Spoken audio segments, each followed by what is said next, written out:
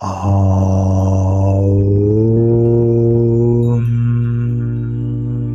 ഗും ഗുരുഭ്യോ നമഃ. ഏവർക്കും പ്രണാമം. നമുക്ക് ശ്രീ വാൽമീകി രാമായണത്തിലേക്ക് തന്നെ മടങ്ങാം. ആത്മതത്വം വ്യക്തമായി അറിയുന്ന ആ ഋഷിവര്യന്മാർ ഇങ്ങനെ പറഞ്ഞത് കേട്ടപ്പോൾ വിസ്മയഭരിതനായി തീർന്ന ശ്രീരാമചന്ദ്രൻ തൊഴുതുകൊണ്ട് സവിനയം ചോദിച്ചു: തപസ്സുകൊണ്ട് അചിന്ത്യ ശക്തി ആർജിച്ച ഭഗവാന്മാരെ, മാമല തുല്യനായ കുംഭകർണൻ, രാക്ഷസേശ്വരനായ രാവണൻ എന്നീ വീരാത്മാക്കളേക്കാൾ അധികം രാവണിയെ വാഴ്ത്തുവാൻ കാരണമെന്ത്? മഹോദരൻ, പ്രഹസ്തൻ, വിരൂപാക്ഷൻ, മത്തൻ, ഉന്മത്തൻ, ദേവാന്തകൻ, നരാന്തകൻ എന്നീ ദുർജന നക്തഞ്ചര പ്രമുഖന്മാരേക്കാൾ അധികം ഇന്ദ്രജിത്തിനെ പുകഴ്ത്തുവാൻ കാരണം? അതികായൻ, ത്രിശിരസ്, ധൂമ്രാക്ഷൻ എന്നീ നിശാചര ധീരന്മാരേക്കാൾ രാവണപുത്രനെ കീർത്തിക്കുവാൻ കാരണം? അത്രയും പ്രഭാവം രാവണിക്ക് എന്താണ്? അവന് എത്രമാത്രം ശക്തിയുണ്ട്? പരാക്രമം എത്രമാത്രമാണ്? ത്രിഭുവന വിജയിയായ ദശഗ്രീവനേക്കാൾ എന്തുകൊണ്ടാണ് അവൻ ഇത്രയും മേന്മ? എനിക്ക് അതെല്ലാം കേൾക്കാം എങ്കിൽ രാജകീയമായ ആജ്ഞാപനമല്ല, അഭ്യർത്ഥനയാണ്. പറയുവാൻ പാടില്ലാത്തതല്ലെങ്കിൽ കേട്ടാൽ കൊള്ളാമെന്നുണ്ട്. ഇന്ദ്രനെ വിജയിച്ചത് എങ്ങനെയാണ്? വരങ്ങൾ എന്തൊക്കെ, ആരിൽ നിന്ന്, എങ്ങനെയെല്ലാം നേടി? പിതാവായ രാവണനേക്കാൾ അധികം ശക്തി ഇന്ദ്രജിത്തിന് ഉണ്ടായതെങ്ങനെ? അച്ഛനേക്കാൾ അവൻ യുദ്ധത്തിൽ എങ്ങനെയാണ് മുന്തിയത്? അമരേന്ദ്രനെ ആ അരക്കൻ എങ്ങനെ വിജയിച്ചു? വരങ്ങളെല്ലാം എങ്ങനെയാണ് നേടിയത്? ജിജ്ഞാസയോട് ചോദിക്കുന്ന എന്നോട് ഭഗവാനെ വിസ്തരിച്ച് എല്ലാം അരുളി ചെയ്യണേ. മഹാത്മാവായ കാകുത്സ്ഥന്റെ ഇത്തരത്തിലുള്ള ചോദ്യങ്ങൾ കേട്ട അഗസ്ത്യ ബ്രഹ്മഋഷി പൂപ്പുഞ്ചിരി പൊഴിച്ചുകൊണ്ട്, രാമ, അവൻ്റെ ചരിത്രങ്ങളും മഹാ തേജസ്സുകളും തപോബല വരങ്ങളും ശത്രുക്കളെ മുഴുവൻ വിജയിച്ച യുദ്ധങ്ങളും അന്യന്മാരിൽ നിന്ന് അവധ്യത്വം ആർന്നതും വിശദമാക്കാം. രഘുവീര, ആ രാവണന്റെ വംശം, ജന്മം, അവൻ സമ്പാദിച്ച വരം എന്നിവ ആദ്യമായി പറയാം. രാമ, പണ്ട് കൃതയുഗത്തിൽ പ്രജാപതിയുടെ തനയനായി പുലസ്ത്യൻ എന്നു പേരായ ഒരു ബ്രഹ്മഋഷി ശ്രേഷ്ഠനുണ്ടായി. പിതാവായ ബ്രഹ്മാവിനോട് തുല്യനായി വളർന്നു വന്ന ആ മഹാന്റെ ധർമ്മശീല ഗുണങ്ങളെ ആർക്കും വർണ്ണിക്കുവാൻ സാധ്യമല്ല. ഒന്നു മാത്രം പറയാം, പ്രജാപതി തുല്യൻ തന്നെയാണ് പുത്രൻ എന്ന്.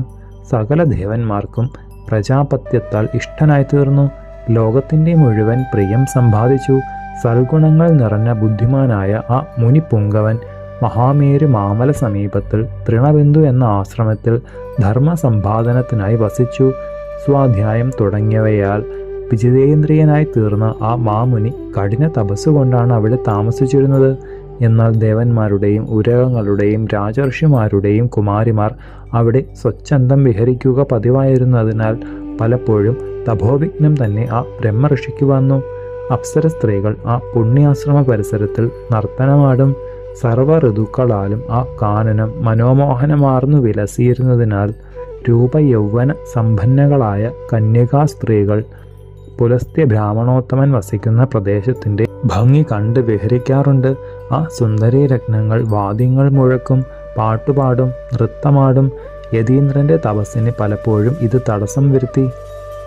ദേവതരുണിമാരുടെയും മറ്റും കളികൾ കൊണ്ട് ബ്രഹ്മഋഷിക്ക് കോപം വന്ന് പറഞ്ഞു: എൻ്റെ മുന്നിൽ വരുന്നവൾ ആരു തന്നെയായാലും അവൾ ഗർഭവതിയായി തീരട്ടെ. ആ മഹാത്മാവിൻ്റെ ശാപം കേട്ട് ഭയന്ന അവർ അവിടെ തീരെ ചെല്ലാതായി. എന്നാൽ തൃണബിന്ദു എന്ന രാജഋഷി സ്വത്തമൻ്റെ മകൾ ഈ മഹാശാപത്തെ അറിഞ്ഞിരുന്നില്ല. അവൾ ചേതോമോഹനമായ ആ പ്രദേശത്തിൽ സ്വച്ഛന്തം നടന്നു.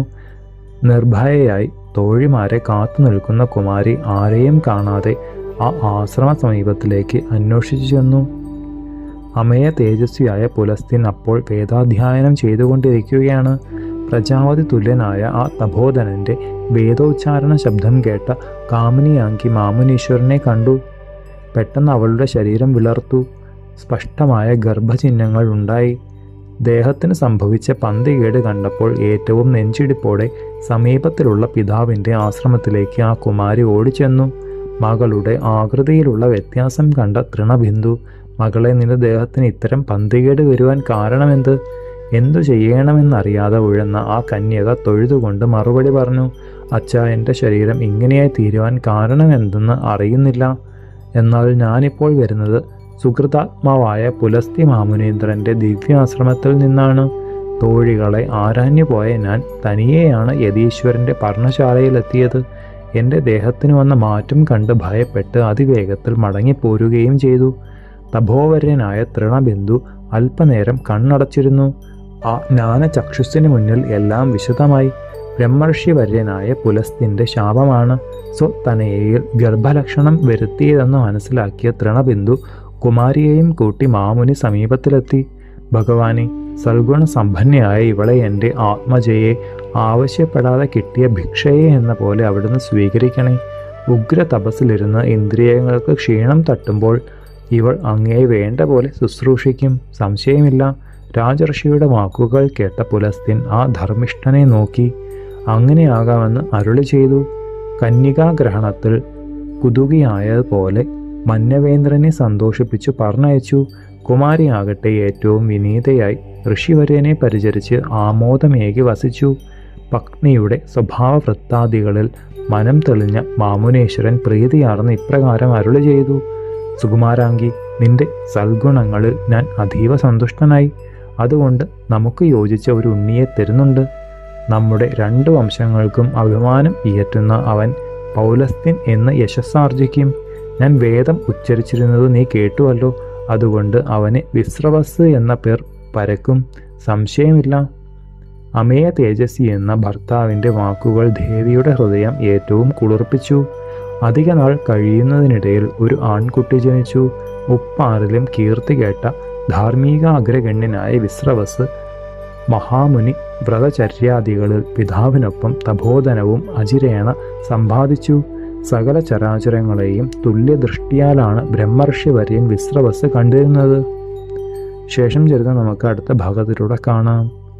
ഗുരുപാദങ്ങളിൽ സാഷ്ടാംഗ പ്രണാമത്തോടെ നമസ്കാരം.